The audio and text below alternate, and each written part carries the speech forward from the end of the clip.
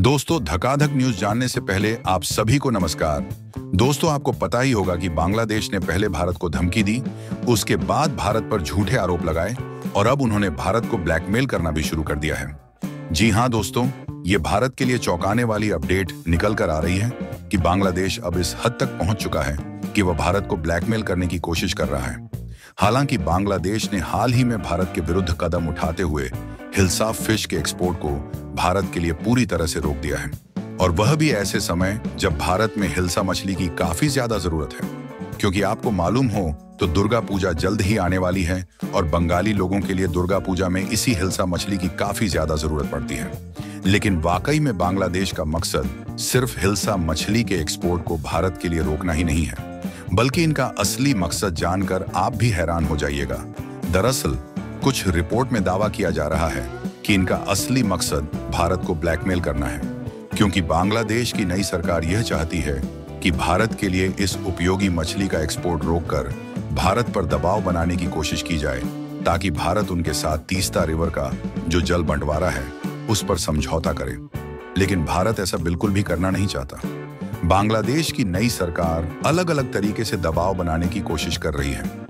हालांकि भारत के खिलाफ इस तरीके से कदम उठाकर बांग्लादेश ने बहुत बड़ी गलती कर दी है, जिसका नतीजा इनके लिए बुरा हो सकता है। पूरी अपडेट क्या है इस वीडियो में समझते हैं, लेकिन आगे बढ़ने से पहले इस वीडियो को एक लाइक करके चैनल को सब्सक्राइब जरूर कर लीजिए और कमेंट में ग्रेट इंडियन जरूर लिखिएगा, क्योंकि यह आपके लिए 1 सेकंड का काम है, लेकिन इससे हमारी काफी बड़ी मदद होती है।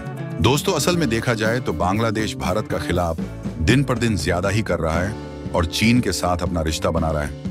यहां तक कि भारत के द्वारा जो डीजल पाइपलाइन का प्रोजेक्ट बांग्लादेश के लिए चलाया जा रहा था, उसको भी भारत सरकार ने इन्हीं कारणों से बंद कर दिया, ताकि बांग्लादेश को उसकी औकात समझ में आए और वह खुद के लिए भारत की अहमियत समझ पाए।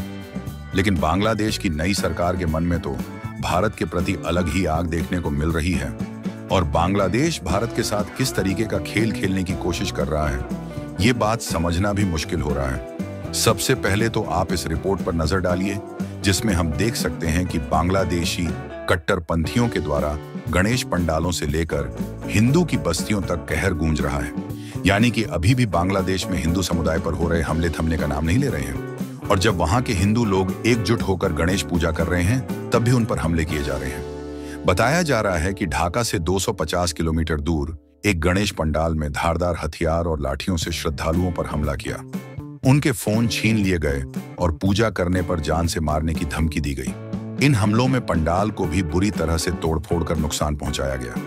लेकिन कट्टरपंथी अभी भी पुलिस की गिरफ्त से बाहर हैं, जो कि इस हिंसा को और भी बढ़ावा दे रहे हैं। यानी कि यह बात साफ है कि बांग्लादेश में मोहम्मद यूनुस की सरकार केवल भारत को दिलासा दे रही है कि वह हिंदुओं पर हो रहे अत्याचार को रोकने पर कदम उठा चुकी है, लेकिन वाकई में बांग्लादेश के द्वारा अभी भी कोई ठोस कदम नहीं उठाया गया। फिलहाल इसके अलावा जो चौंकाने वाली खबर है वह यह है कि बांग्लादेश भारत विरोध में इतना ज्यादा पागल हो चुका है कि उनको भारत की सही अहमियत अभी भी नहीं समझ में आ रही है कि वह भारत पर किस तरीके से डिपेंडेंट है, और अगर भारत ने उनके ऊपर से अपना हाथ पूरी तरीके से हटा लिया तो उनका नदियों के बहाव में डूबना तय है।